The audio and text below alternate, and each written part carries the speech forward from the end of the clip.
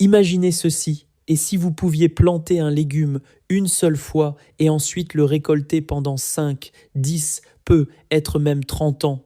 Plus besoin de replanter chaque printemps, plus d'achat de graines à chaque saison, juste de la nourriture qui continue de repousser comme par magie. Écoutez, je cultive des légumes vivaces depuis des années et je suis sur le point de vous en présenter 20. Mais celui que je vais vous montrer au numéro 7 pousse à l'ombre, là où tout le reste meurt, produit dans mon jardin depuis plus d'une décennie, et littéralement, je ne l'ai jamais replanté. Alors, entrons directement dans le vif du sujet. Si vous en avez assez de replanter ces cultures chaque printemps, ce matériel est pour vous, 20 légumes qui changeront à jamais votre façon de jardiner. Appuyez sur le bouton d'abonnement pour ne rater aucune vidéo. L'asperge. Premier sur la liste, l'asperge est le légume d'initiation. Vous le plantez une fois et vous profitez de la récolte pendant 20 à 25 ans. Mon voisin a une plate-bande plus ancienne que la mienne et elle produit encore des pousses chaque printemps. Plantez les griffes tôt au printemps dans les zones 3 à 8.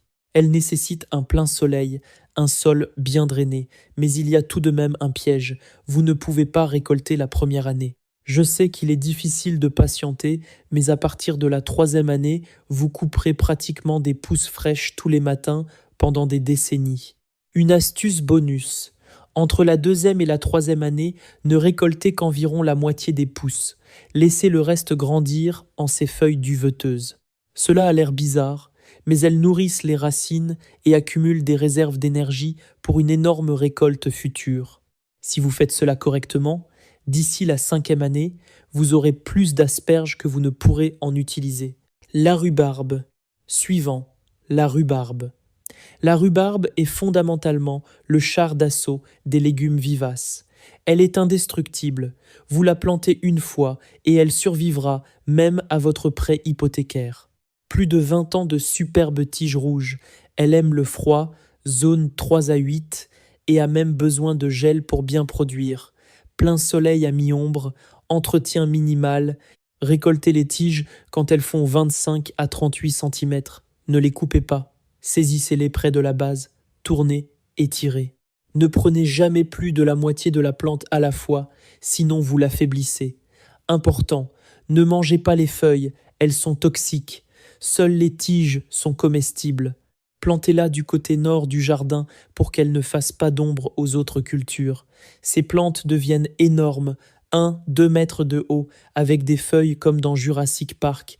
Le topinambour, artichaut de Jérusalem. Les suivants sont les topinambours, aussi appelés artichauts de Jérusalem. Eh bien, c'est presque trop facile à cultiver. Vous plantez quelques tubercules et ils se répandront à l'infini. Rustiques, dans les zones 3 à 9, ils poussent dans les pires sols imaginables. Sablonneux, argileux, rocailleux, peu importe. Il produit de belles fleurs jaunes en automne et des tubercules comestibles sous terre. Attendez après le premier gel pour récolter. Le froid transforme l'amidon en sucre et les rend beaucoup plus doux. Attention, plantez-les dans une zone délimitée ou dans des plates-bandes surélevées. Ils se propagent agressivement via des rhizomes souterrains. Vous trouverez des plantes surgissant à 6 mètres de distance et vous vous demanderez comment elles sont arrivées là. Certains jardiniers les considèrent comme envahissants, alors offrez-leur un espace dédié. Une fois plantés, ils reviendront plus grands chaque année, sans aucun effort. Pause réflexion. Pourquoi des légumes vivaces ? Ok, faisons une pause un instant. Voici quelque chose d'incroyable que la plupart des jardiniers n'apprennent jamais. On nous a appris que les légumes sont annuels. Vous plantez au printemps, vous récoltez, ils meurent, vous recommencez. C'est comme ça que ça marche, non ? Mais c'est essentiellement une façon de cultiver de la nourriture et honnêtement, c'est la plus exigeante en termes de travail. L'agriculture moderne nous a convaincus que les plantes annuelles sont la seule option. Nous sommes devenus obsédés par les tomates et les poivrons et nous avons complètement oublié les légumes vivaces. Pensez aux arbres fruitiers. Vous plantez un pommier une fois et vous cueillez des pommes pendant 20 ans. Ces légumes fonctionnent exactement de la même manière. Pas de creusage annuel, pas de semis, pas de repiquage chaque printemps. Et ils sont en fait plus faciles à cultiver car ils développent des racines profondes, résistent mieux aux parasites et supportent la sécheresse comme des champions. Retour à la liste, et le numéro 7 arrive. Un véritable changeur de donne. Les 3 premiers sont des bases solides que tout le monde devrait cultiver, mais le numéro 7 change tout. Il pousse à mi-ombre, là où la plupart des légumes abandonnent et meurent. Il produit dans mon jardin depuis plus de 10 ans, la même plante, jamais replantée. J'ai partagé des boutures avec une douzaine de personnes qui disent que c'est la meilleure plante vivace qu'elles aient jamais cultivée. Mais d'abord, encore 3 trésors cachés que vous devez connaître. Le raifort. Ensuite, le réfort, le véritable, on le plante et on l'oublie. Je le plante une fois et il pousse indéfiniment. Zone 4 à 9, soleil ou ombre, il s'en fiche complètement. Plantez des morceaux de racines au printemps et récoltez en automne. Plus les racines restent longtemps dans le sol, plus elles deviennent piquantes et fortes. Récoltez en automne ou tôt au printemps, sortez la racine principale, prenez ce dont vous avez besoin et replantez les petits morceaux. Il deviendra de plus en plus grand, il est pratiquement indestructible. Mais je vous préviens, il se propage agressivement, tout comme celui dont j'ai parlé la dernière fois. Plantez-le dans un endroit où vous pouvez le contrôler ou accepter qu'il restera là presque pour toujours. Personnellement, cela me convient. Parce que le réfort frais fait que la version du commerce a un goût de tristesse en bocal. La patate douce. Maintenant, cela va vraiment bouleverser votre façon de penser. La patate douce comme plante vivace. La plupart des gens la cultivent comme une annuelle, mais dans les zones 8 à 11, elle est en fait vivace. Les pousses grandissent toute l'année et vous pouvez récolter en continu, pas seulement une seule grosse récolte en automne.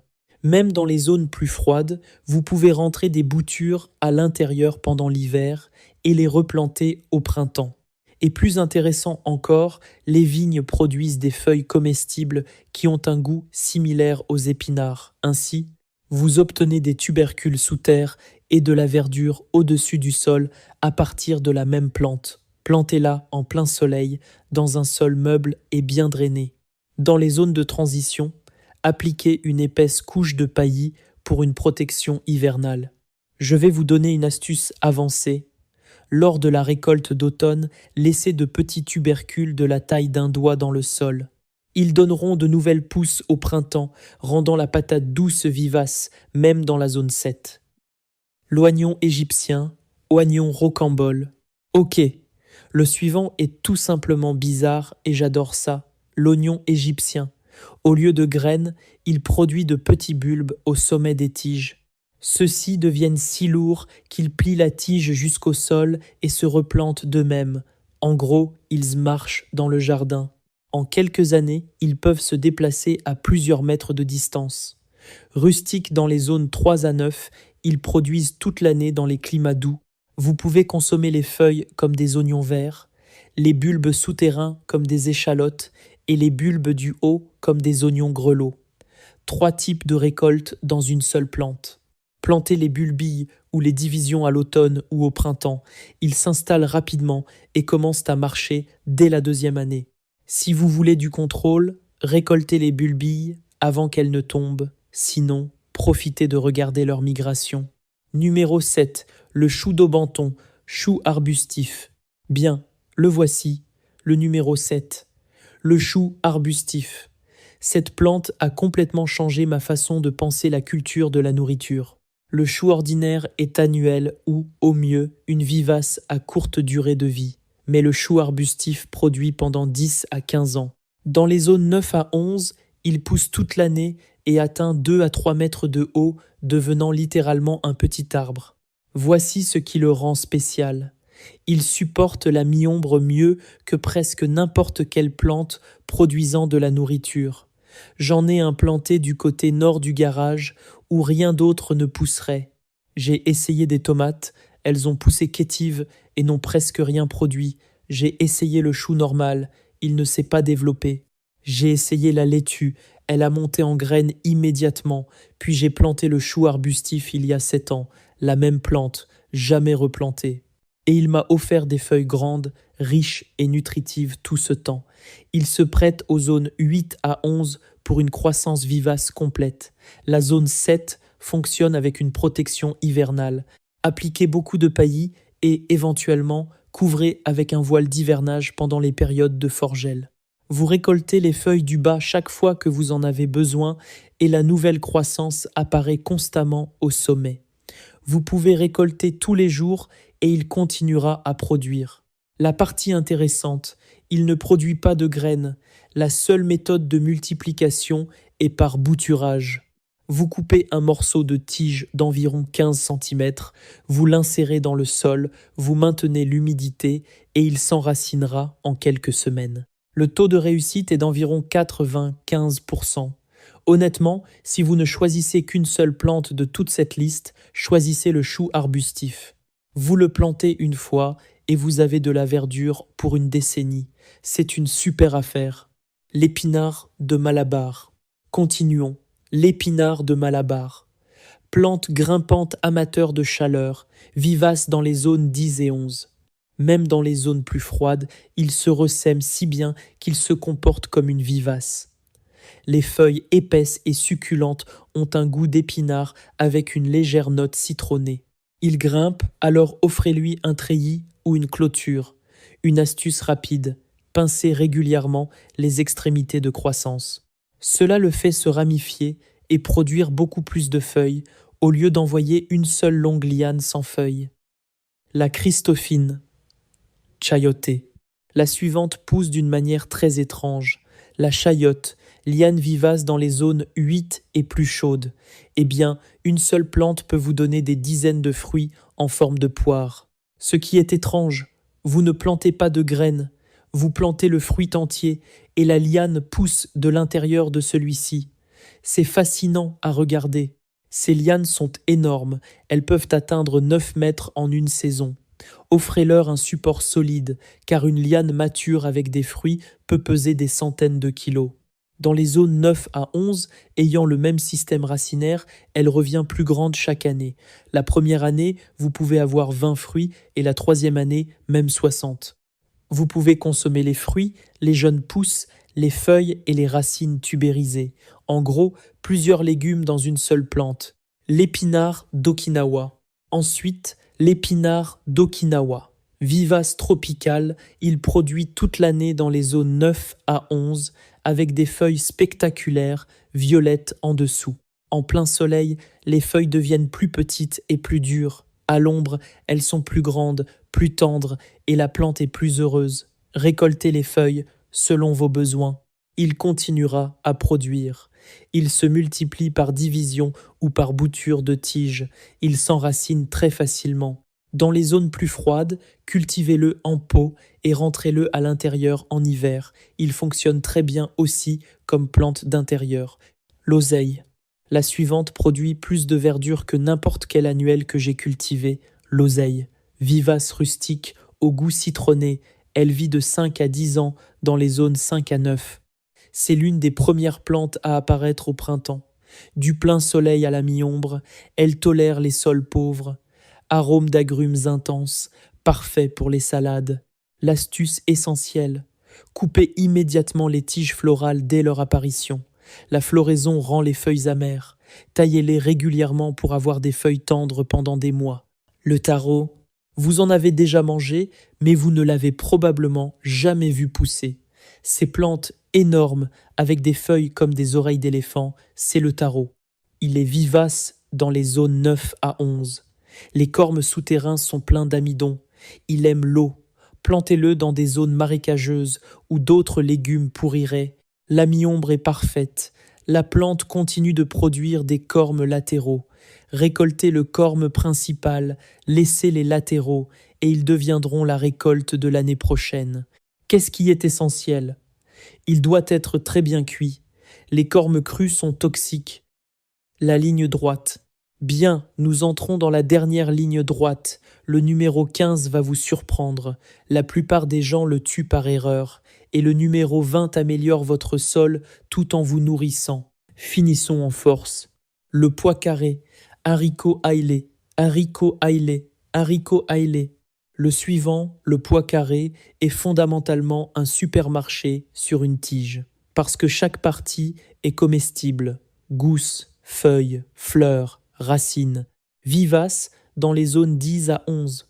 Les gousses ont 4 ailes ondulées et ont un goût de haricots verts, mais plus aromatique. Les racines sont riches en protéines.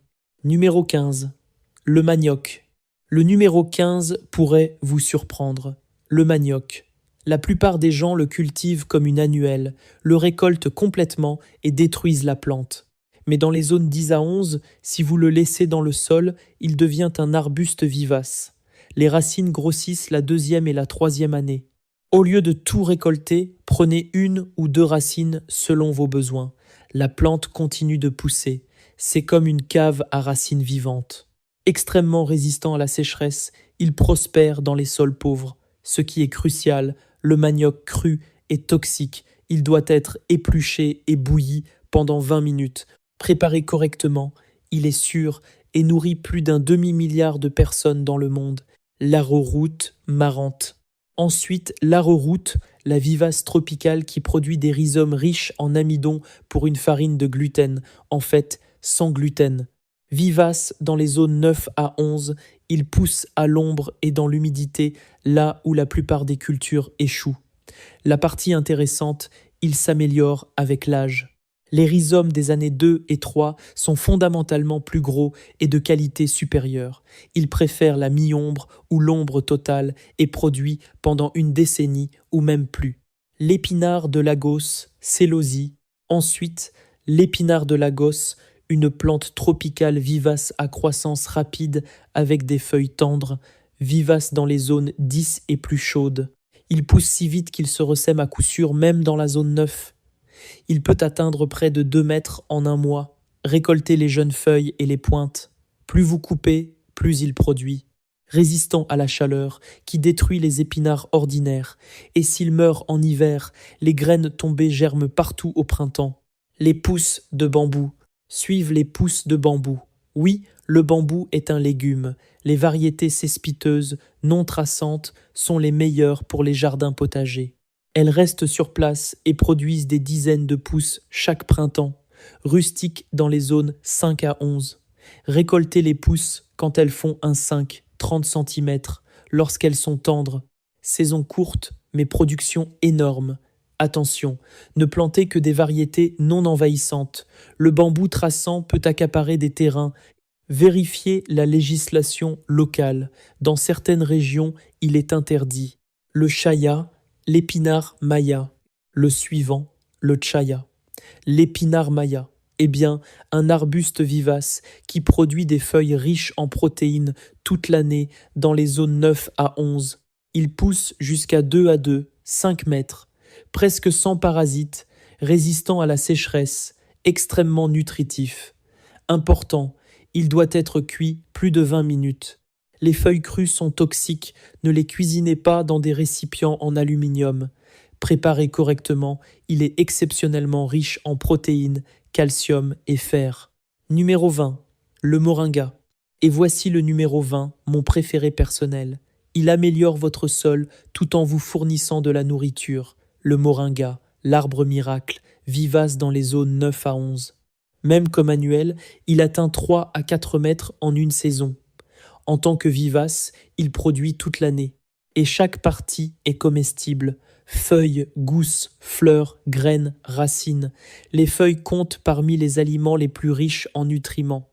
Plus de fer que l'épinard, plus de calcium que le lait, plus de vitamine C que les oranges. Mais la raison pour laquelle c'est mon préféré, le moringa fixe l'azote. Ses racines améliorent le sol tout en vous nourrissant. Plantez-le dans un sol pauvre et en 2 ans, la zone devient beaucoup plus fertile. Les autres plantes à proximité poussent mieux. Il préfère le plein soleil, un sol bien drainé et un peu d'eau après son établissement. Dans les zones sujettes au gel, coupez la plante au niveau du sol à la fin de l'automne et appliquez beaucoup de paillis. C'est bon, elle repoussera à partir des racines au printemps et atteindra à nouveau 3 mètres en quelques mois. Alors, les voici. 20 légumes qui produisent année après année.